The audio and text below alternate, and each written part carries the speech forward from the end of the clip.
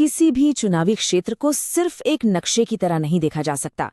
उसे समझने के लिए हमें वहाँ की जमीन, वहाँ के लोगों और उनकी रोजमर्रा की जिंदगी में उतरना पड़ता है। तो आज हम किसी की हार जीत का विश्लेषण नहीं कर रहे हैं, बल्कि ये समझने की कोशिश कर रहे हैं कि एक जनादेश को शासन की एक असरदार रूपरेखा में कैसे बदला जाए।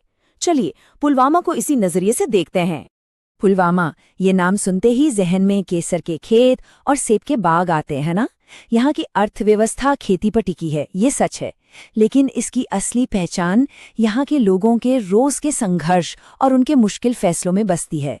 यहाँ की हवा में उम्मीदें भी हैं और गहरी खामोशियां भी। शासन की कोई भी रणनीति इन सच्चाइयों को समझे बिना अधूरी ही रहेगी। तो सबसे बड़ा सवाल यही है, क्या चुनाव में मिले वोट सिर्फ एक नंबर है, या फिर उनमें लोगों की जरूरतों का कोई छुपा हुआ संदेश है? हमारा काम इन्हीं आंकड़ों की भाषा को समझना है, ताकि शिकायतों से समाधान तक और चुनावी वादों से जमीनी हकीकत तक एक पुल बनाया जा सके। ठीक है, तो आप सीधे मुद्दे पर आते हैं। बात करते हैं हाल के जनादेश की। चलिए 2024 के चुनाव नतीजों के ठोस आंकड़ों से ही शुरू करते हैं। ये आंकड़े हमें कहानी की सिर्फ शुरुआत बताते हैं, लेकिन ये शुरुआत बहुत बहुत जरूरी है। ये संख्या है जेकेपीडी के विजयी उम्मीदवार वहीद पारा को मिले वोटों की, पर यह सिर्फ एक आंकड़ा नहीं है, ये 24,716 उम्मीदों का प्रतीक है। और ये 16,568 वोट जेकेएनसी के उम्मीदवार खलील बांध को मिले। ये भी एक बहुत अहम संख्या है, जो हमें बताती है कि एक बड़ा तबका दूसरे विकल्प की तरफ भी देख रहा था।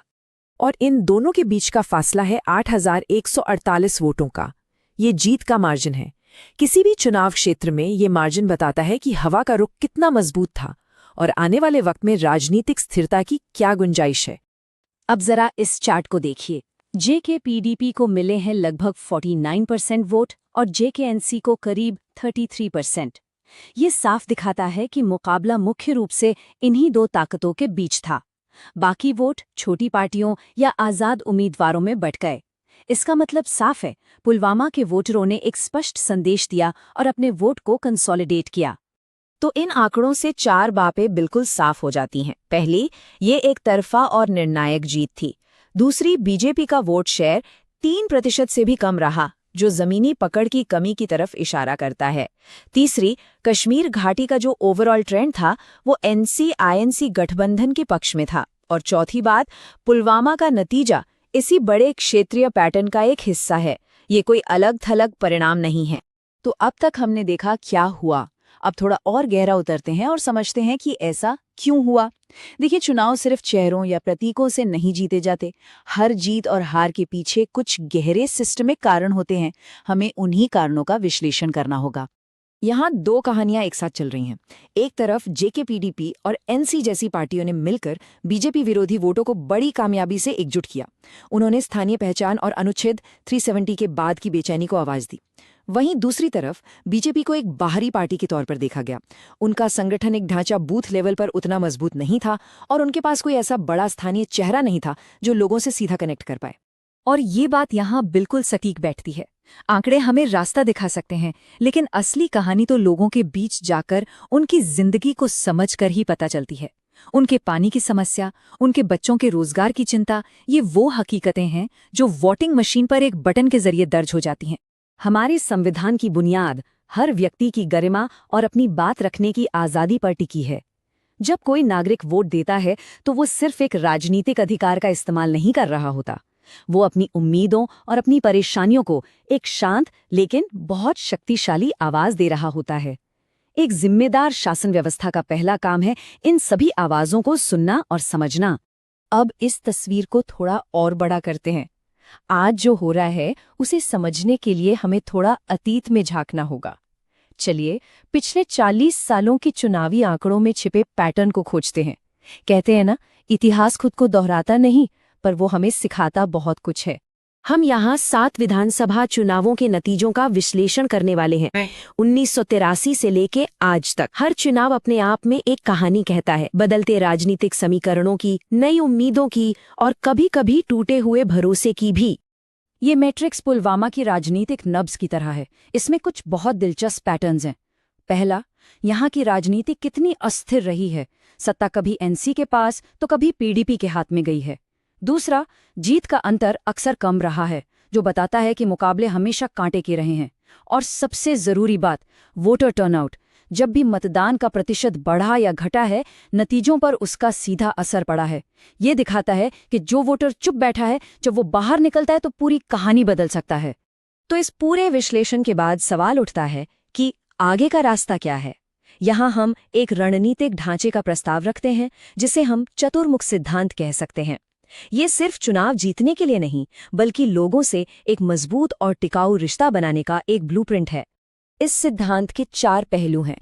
पहला, ग्राउंड फोर्स, यानी हर बूथ पर एक मजबूत स्थानीय नेटवर्क तैयार करना। दूसरा, इश्यू नैरेटिव, यानी राजनीति को नारों से हटाकर विकास, रोजगार और बिजली पानी जैसे असल मुद्दों पर लाना। तीसरा, अलायंस और आउटरीच, यानी समाज के असरदार लोगों और उन ग्रुप्स तक पहुंचना जिनकी आवाज नहीं सुनी जाती। और चौथा, मीडिया और मैसेजिंग, स्थानीय भाषा में अपनी बात रखकर लोगों से सीधा संवाद बनाना। लेकिन ये रणनीति तभी काम कर सकती है जब इसे लागू करने वाला चेहरा सही हो। एक इनसाइडर चाहिए, यानी एक ऐसा स्थानीय व्यक्ति जिसकी छवि साफ सुथरी हो, जिसे लोग विकास से जोड़कर देखते हों और जिस पर भरोसा कर सकें। बाहर से थोपा गया कोई भी उम्मीदवार इस भरोसे को कभी कायम नहीं कर सकता। अब इस रणनीति को पुलवामा की जमीनी हकीकत से जोड़ते हैं, क्योंकि कोई भी अच्छी रणनीति वही है जो लोगों की असली समस्याओं को समझे और उनका ठोस समाधान दे। देखिए, बाईं तरफ हैं लोगों की आम शिकायतें, बिजली की कटौती, सिंचाई के लिए पानी की कमी, युवाओं में बेरोजगारी और खराब सड़कें। और दाईं तरफ है इस ब्लूप्रिंट से निकले हुए समाधान, ग्रिड सुधार का वादा, नई नहर के लिए फंडिंग, स्किल सेंटर खोलना और ग्रामीण योजनाओं को सही तरीके से जमीन पर उतारना।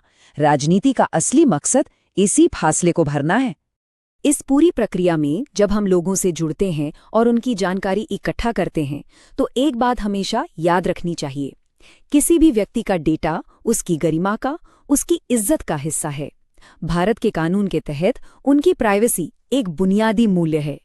जब हम उनकी जानकारी उनकी सहमति से एक स्पष्ट मकसद के लिए लेते हैं और उसे सुरक्षित रखते हैं, तभी भरोसे की नींव मजबूत होती है। और आखिर में इस पूरी रणनीति का सार इस एक लाइन में है, राजनीति को विचारधारा की बहसों से निकालकर जमीनी असर तक लाना होगा। नारा होना चाहिए विकास से सम्मान। जब लोगों की जिंदगी में सुधार होता है, जब उन्हें रोजगार और सम्मान मिलता है, तो वो किसी भी नेता या पार्टी से दिल से जुड़ते हैं। तो हम इस सवाल के साथ अपनी बात खत्म करते हैं, क्या ये डेटा और विकास पर आधारित ब्लूप्रिंट एक राष्ट्रीय पार्टी और पुलवामा जैसे स्थानीय जुड़ाव वाले क्षेत्र के बीच की दूरी को सच में कम कर सकता है? ये एक बड़ी चुनौती है, लेकिन यही सबसे बड़ा अवसर भी है। यदि आप एक जनकेंद्रित नेता बनना चाहते हैं और अपने निर्वाचन क्षेत्र का उत्थान करना चाहते हैं, तो blueprintstrategies.ai से mga@blueprintstrategies.ai पर संपर्क करें या 08042041602 पर कॉल करें। Purpose beyond politics.